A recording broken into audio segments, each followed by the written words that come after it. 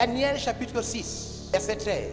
C'est la seule chose qui a fait à ce que les lions ne mangent pas Daniel. La Bible dit, Oui, ils prirent de nouveau la parole et dirent au roi, Daniel, l'un des captifs de Juda, n'a tenu aucun compte de toi, ô roi, ni de la défense que tu as écrite. Et il fait sa prière 3 fois le jour. Daniel dont vous entendez parler là, et la plupart de ces hommes-là, ils avaient un secret. Ces hommes-là priaient, c'est-à-dire rentraient au contact du vrai Dieu, au moins 3 fois le jour. Maintenant, je vais vous expliquer pourquoi. Le fait qu'ils soient au contact de Dieu, Dieu est quoi?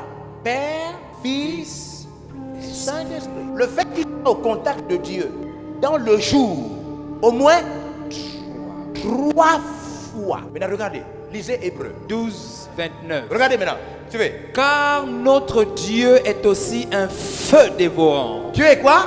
Un feu dévorant. Suivez ici. Dieu est quoi? Un feu dévorant. Satan est le Dieu de ce siècle. Mais notre Dieu est quoi? Un feu dévorant. Un feu qui brûle. Dieu est un feu qui dévore, qui détruit tout ce qu'on peut faire. Le feu de Dieu détruit les nations, les peuples. Suivez. Le feu de Dieu détruit les peuples, les nations. Maintenant suivez. Le feu de Dieu détruit le diable. La seule chose qui va détruire Satan, le feu. L'enfer, c'est le feu pour Satan et ses démons. Satan n'a peur de personne, sauf quand tu deviens une femme, le feu. Un homme, feu. Et c'est pourquoi tu dois contacter qui? Le Dieu qui est feu combien de fois? 3 fois le jour. Plus tu es au contact de lui, il te transmet. Si tu restes au contact de Dieu qui est un feu dévorant, chaque jour, au moins 3 fois, le fait que lui, le vrai Dieu est un feu, toi l'homme, tu finis par devenir le feu. Dans la prière, le feu. L'évangélisation, le feu. La sanctification, le feu. La vérité, le feu. L'intégrité, le feu. La justice, le feu. Tu commences, tu n'es plus seulement quelqu'un qui va à l'église, mais tu es enflammé chaque jour. Et le fait que tu sois enflammé chaque jour, pas timide, pas lent, enflammé. Le fait que tu es enflammé 3 fois chaque jour, Satan peut faire ce qu'il veut à n'importe qui, sauf à toi. Mesdames et messieurs, la seule chose qui détruit Satan que Dieu a préparé s'appelle le feu de l'enfer. Donc Satan n'a peur ni de prière, ni du jeûne, ni des chants. Il n'a peur que de l'enfer. C'est pourquoi Dieu lui-même est quoi? Un feu dévorant. C'est pourquoi Satan connaît tous les chrétiens timides. Il connaît tous les chrétiens timides.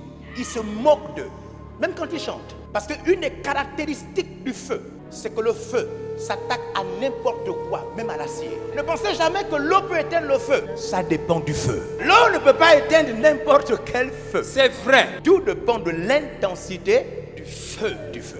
Alors comment Satan fait-il? Il te laisse prince, un prieur timide, quelqu'un qui a des problèmes mentaux, complexes, honte, timidité, gêne. Il te laisse être un simple homme, attiré aux choses normales. Et il fait quoi? Tu fais. Il évite que tu restes trop à côté de Dieu, 3 fois au moins par jour. Il sait que si tu restes au contact de Dieu 3 fois par jour, tout ce qui est devant toi de mauvais va être brûlé. Ta maison sera enflammée. Les maladies ne pourront pas entrer dans ton corps parce qu'elles vont être brûlées par le feu. Aucun démon ne sera assez fou pour se balader dans ta chambre. Les choses avec lesquelles les gens se battent dans leur corps vont disparaître à cause de la chaleur du feu dans ton corps. Les péchés que tu n'arrives pas à dominer, qui partent, qui reviennent, qui partent, qui reviennent, seront obligés d'être consumés et vont dissoudre à cause du feu.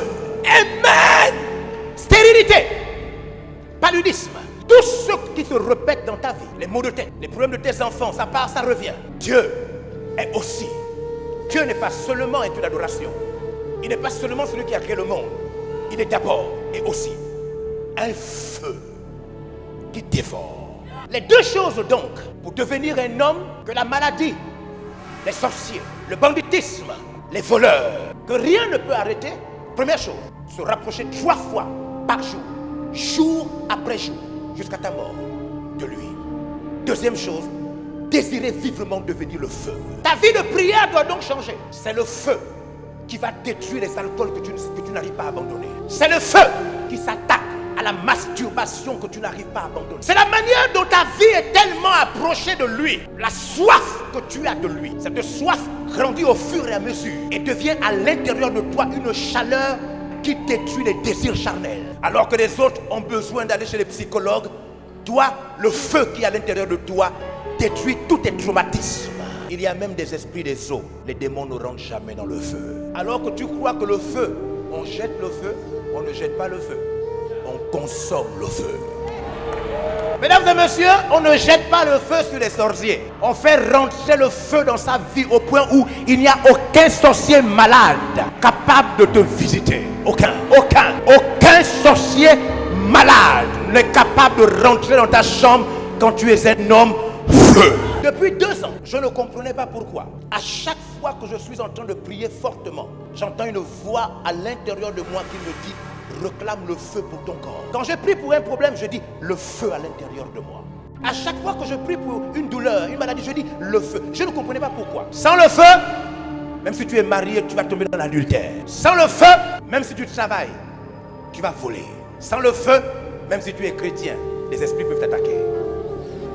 Mesdames et messieurs, sans le feu, même si tu es pasteur, des maladies peuvent t'embêter dans ton corps.